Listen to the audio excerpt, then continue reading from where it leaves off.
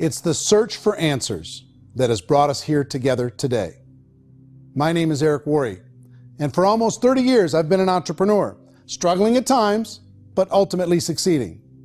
As a best-selling author, speaker, and business owner, I've spent my entire career helping millions of people around the world to become entrepreneurs. And I believe strongly that there is, in fact, a better way when it comes to how we make a living. The career landscape has changed dramatically, and many are still working in a model that is completely out of date. What worked for previous generations isn't working as well for people today. To help in this journey, I've brought together some of the greatest experts and thought leaders in the field of entrepreneurship to share the real facts with you. My intention is to give you new information that will allow you to make choices that are not limited by an old, outdated model. Let's start by understanding what's going on in our working world today.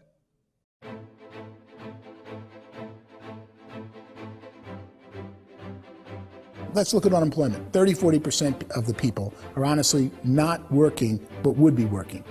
What our government does is if you haven't found a job in 6 months, we don't call you unemployed. We pretend you dropped out of the labor force. I've often said that unemployment, particularly structural unemployment, that's unemployment due to technological changes, is the first sign of economic growth. Think of it, 10 people live on an island. They go out every day and fish. One day, new technology shows up. A missionary brings them a net. Now, using the net, one pilots the boat, one throws the net. 2 fishermen can do all the work 10 used to. That's a 500% increase in productivity, 2 doing the work of 10, in one day. You don't have to learn a lot to learn how to throw a net instead of throw a fishing line. The island's got a big problem, 80% unemployment. But the island still has all the wealth of the fish because the 2 people produce as much fish as 10 did. Now, of course, looking back in history, these changes used to take thousands of years. And during that time, we went into farming and transportation. Some of us became doctors and some teachers and lawyers, and we developed all these new professions and new manufacturing jobs.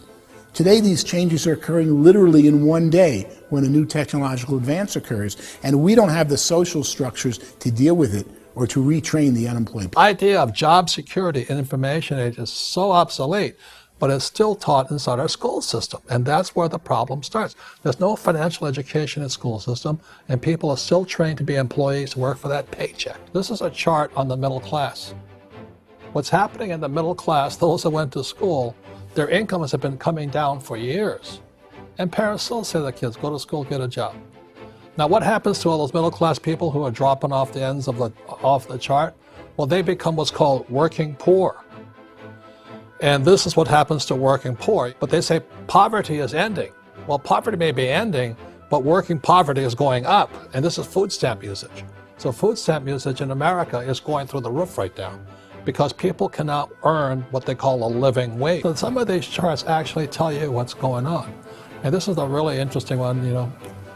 People are going back to school because if I go back to school, I'll get a nice job.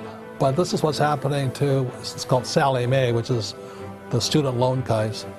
Student loan is going through the roof. It's now over $1 trillion, and student loan debt is worse than credit card debt. So when people stopped using credit card, the government got people into student loan debt. And the problem with student loan debt is you can never be forgiven. See, with credit card debt, you can declare bankruptcy and all's forgiven. But student loan debt, you can declare bankruptcy, you still owe it. It's the worst of all debt. But this is the next picture. Look at this chart here. This is what's happening to wages of college graduates.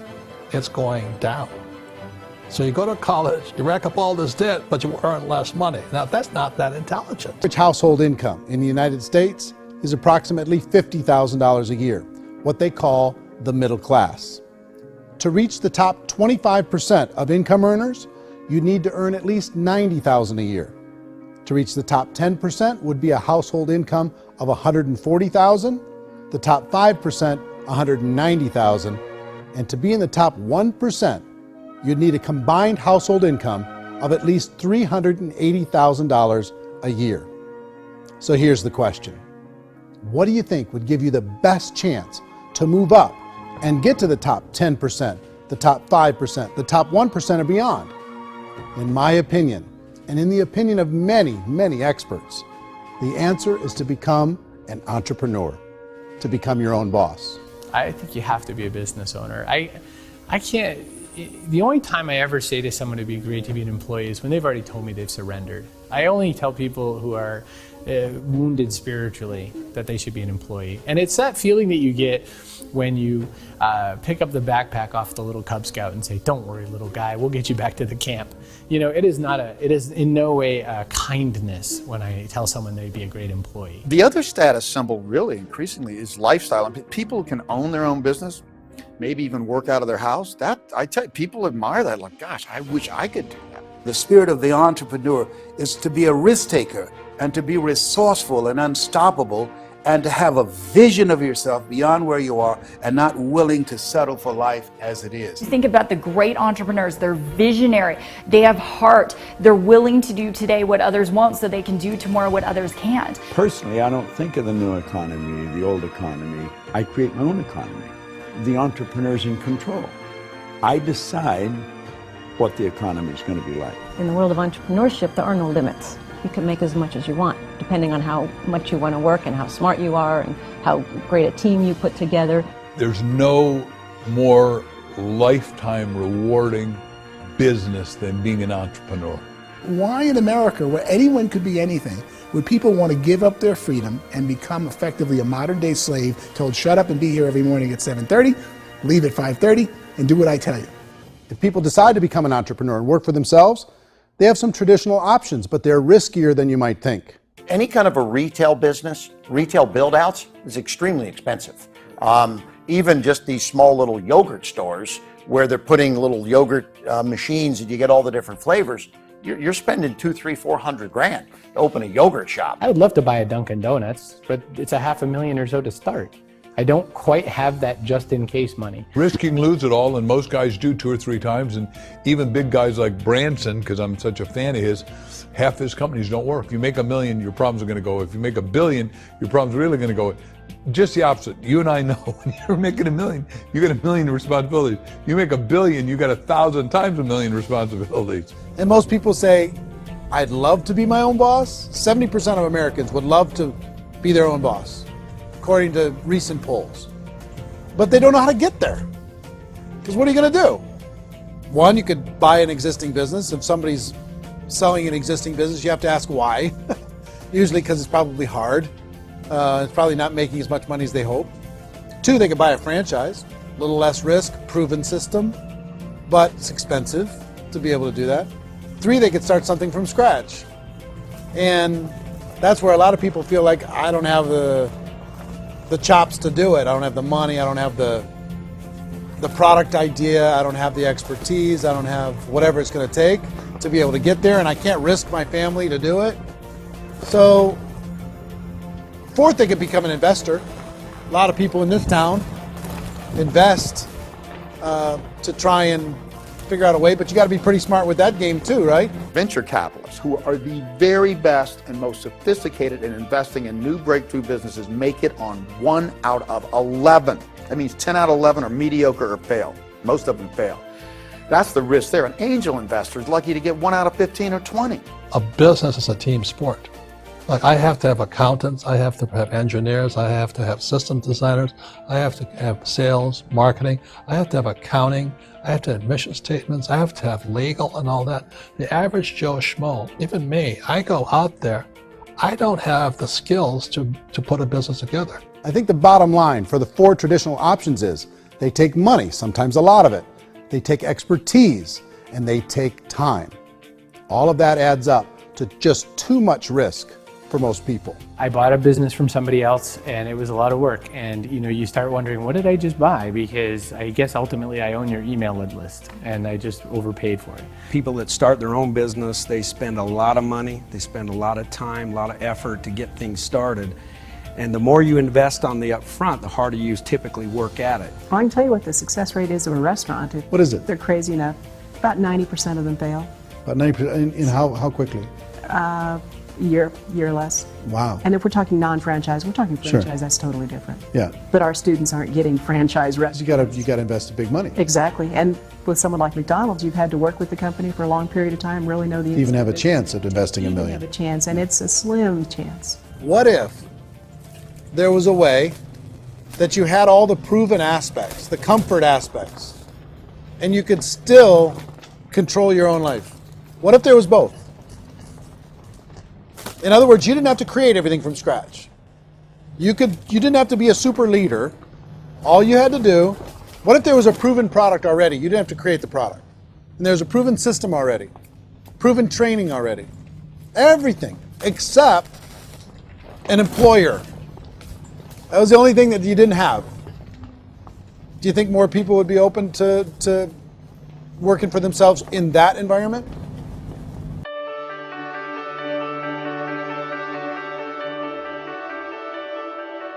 In our search for a better way to make a living, we've come to the conclusion that becoming an entrepreneur is actually safer than being an employee.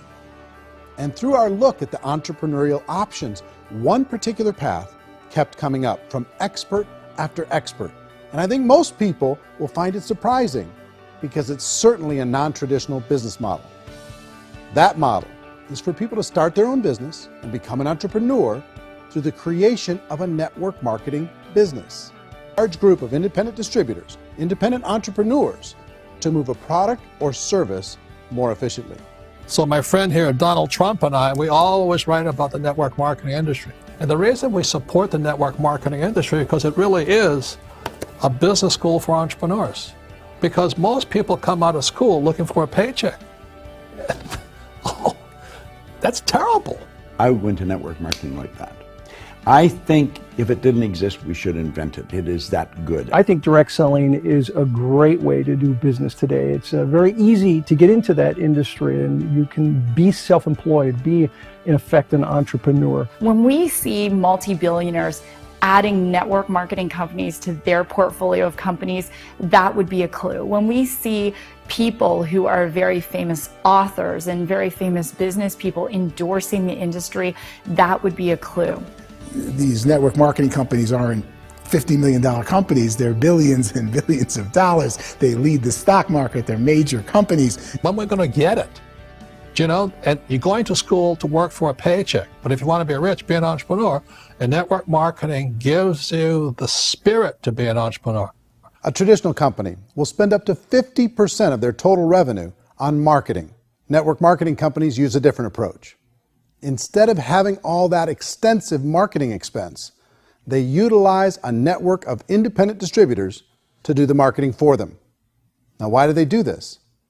First, because word-of-mouth advertising is so much more effective today than traditional media advertising. Second, some products need to be explained or demonstrated, and an independent salesperson can do that more effectively than an ad campaign. Third, it's completely efficient. The company only pays for the marketing of their product if a sale happens and not before. Imagine if Amazon allowed you to become an independent distributor and paid out 40% of its revenue to that distributor group.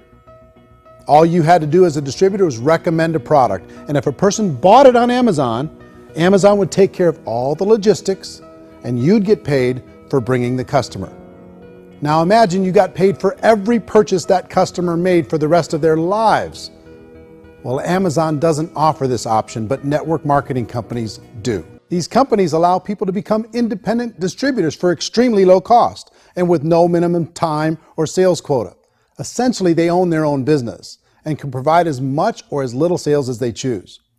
In other words, the distributor gets all the benefits of traditional business ownership without the risk. The advantage of network marketing is the ease of entry, the low risk, and the low startup cost, because almost everything else has very high risk. You can get in for a minimal investment. You're buying into a system that's already been proven, products or services that have been proven to work. The keys to network marketing is providing an opportunity for the masses to get involved, providing an opportunity for the average person who doesn't have the resources to start their own business.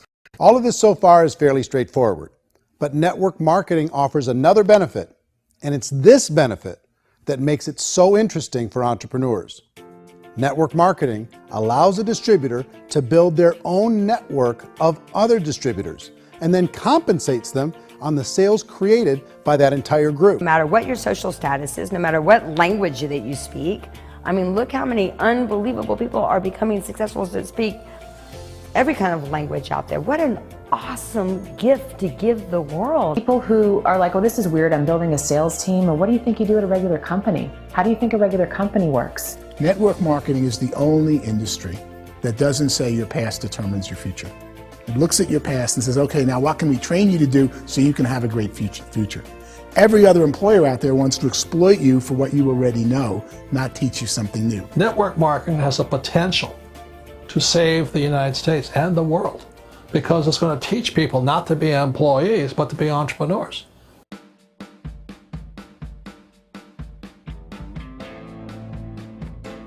According to the Direct Selling Association, if you add up all the network marketing companies around the world, they combine to do over $178 billion a year in retail sales. To give you an idea of how big that really is, the NFL, the National Football League, does approximately $9 billion a year. The music industry does a little more than $16 billion a year, and the movie industry does about $80 billion a year. Using a conservative average, network marketing companies pay their distributors about 40% of that $178 billion in the form of commissions, which adds up to more than $71 billion a year. That's almost $6 billion a month. It's almost $200 million in commissions every single day. So it's certainly working, and people are making serious money in network marketing. With the growth of the direct selling industry over the last 10, 15, 20 years, we've seen a broader understanding of the channel. We have seen more and more people getting involved in the business, so our penetration in the marketplace has increased, and thus the understanding in the marketplace of who we are has increased. And we've seen non-direct selling companies look at the direct selling model and say, something's going on there. People are making money. Companies are being profitable, individuals are being motivated, product is being delivered to market. Maybe we should explore this. Some people think only the people at the top make money. Well, let's take a look at that as well. In the network marketing profession, there are roughly 500 people in the world who earn over $1 million a year. If you round that number up to $2 million a year, that adds up to about $1 billion a year. That takes the $71 billion paid out each year down to $70 billion. So where does the rest of the money go? The vast majority goes to part-time people making anywhere from a few $100s a month to many thousands of dollars a month. It goes to people who choose to make it a full-time career move and earning even more than that. Every day, people are using the money they earn through network marketing to pay off debt, have more fun, and improve the quality of their lives. Everyone I know in network marketing has been doing that since the 50s. They go to work when they want to go to work. They stop working when they want to take time with their children to have a leisurely breakfast and discuss issues and driving to school. They go back to work when they get home, wherever they're working out of. The biggest thing that I've seen is people that have become much happier in their life. MLM has probably made more millionaires of more people in more countries, and I've spoken to them in 67 countries than any other single form of business, starting from nothing. If they have a choice between working a job for the next 10 years or working a network marketing business for the next 10 years, the result of working the network marketing business will be better. A lot of people within the industry go on and make this a career and do extremely well at it. Network marketing has been nothing but good for everyone I know that's been involved with it because they did it seriously and they played full out and they've been very successful. It's been a constant barrage of success stories and people showing off stuff that they got as a result of it. How many people are involved? Approximately 16 million Americans and 96 million people around the world are currently participating in network marketing. And in a recent poll, 82% of those people report a good, very good, or excellent experience with network marketing. So people are happy.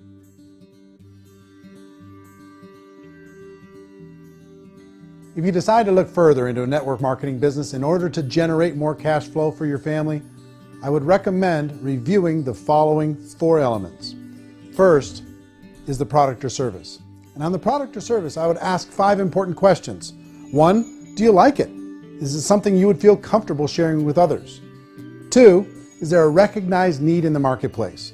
It's hard to create a need if one isn't naturally there. Third, does the product meet that need? Does it solve a legitimate problem for consumers? And fourth, is it priced to sell? Can it compete in the marketplace? And fifth, is it priced for profit? Is there enough margin for the company and the distributor to be able to generate income for the long term? If you can answer the questions on the product to your satisfaction, the next element to consider is the company itself. Is it well run? Do you believe in the founders or the management team? Do you feel they have what it takes to go all the way? See, it doesn't matter how good the product is if the management can't take care of the company. Good management can change with the times. They can handle adversity. They can make good decisions. Make sure you choose a company that can serve you for a long time. The third element to consider is the compensation plan. And with that, there are 3 important things to look at. First, a brand new person needs to be able to generate some money fairly quickly. It may be an obvious reason, but you can probably imagine the ripple effect of a distributor getting involved and having even a small victory fast. That can only help with the overall success of the organization. Second, a person should be able to develop a moderate part-time income in a reasonable period of time. As they develop their network and as their sales grow, they should be able to enjoy more benefits. And third, for the people who are really serious, for those who decide to really go pro in the network marketing profession, there should be the possibility to make a serious full-time income if they work hard and are committed to developing their skills. If you're comfortable with the product, the company, and the compensation plan, the last thing you should look at is the support that will be made available to you. Does the company have a website? Does it have a solid online reporting tool? Do they have comprehensive training available? Do they host events to help you build your business? If you decide to do this, what kind of a support system can you plug into? Choosing a network marketing company is a personal decision. But evaluating the 4 elements of product, company, compensation plan, and support is a great place to start. Get to know the customers, the products, the business, have some success, and see where the opportunities might take you to move up in the organization. You want to find out how concerned are they about my education, my training, and my development? Is there a space for me to grow?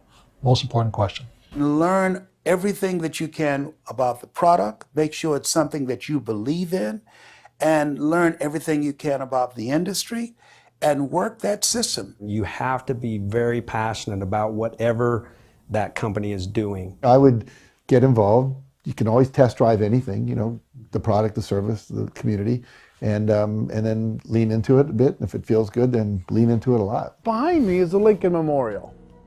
And this is a place where Martin Luther King Jr. had his famous "I Have a Dream" speech. And at that speech, he talked about his dream for equality for everyone around the world, and that's a noble dream. But I think more people need to remember what it was like when they were kids and the dream was still alive in them. Before it got beaten out of them by reality, by this paycheck, by these responsibilities, and by having to live for this job to pay the bills. I think people need to remember that, go back to that. Once they know that there's a better way, I think their future is going to be much brighter. They can live a better life.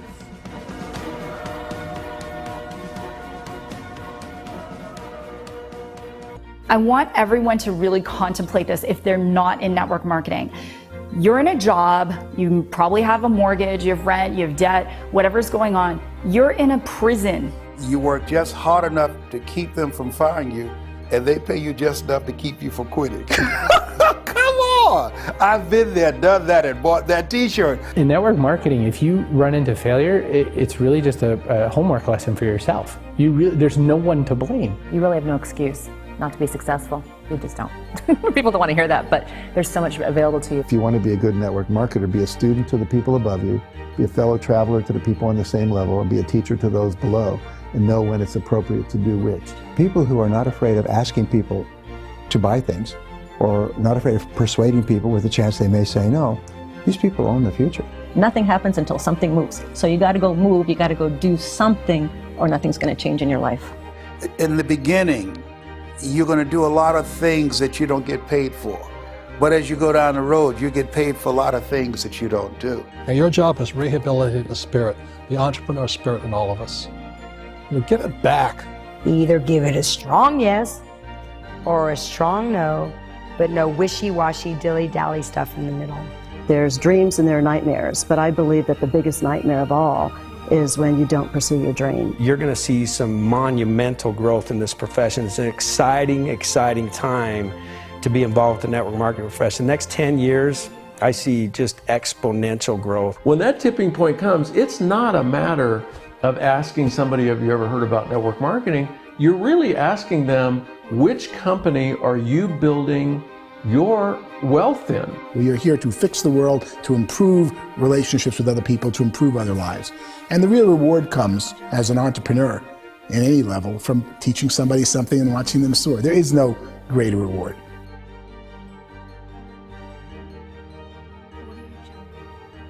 Life's too short to spend it living someone else's dream instead of your own. It's too short to spend it living at a fraction of your potential. Can being an entrepreneur be a challenge at times? Sure. But here's what you get in exchange. It can be yours. Something that you built, something that you created, something that you made happen. This balloon represents your dream. It represents entrepreneurship. My wish for all of you is that you would reach out and grab it. The choice is up to you.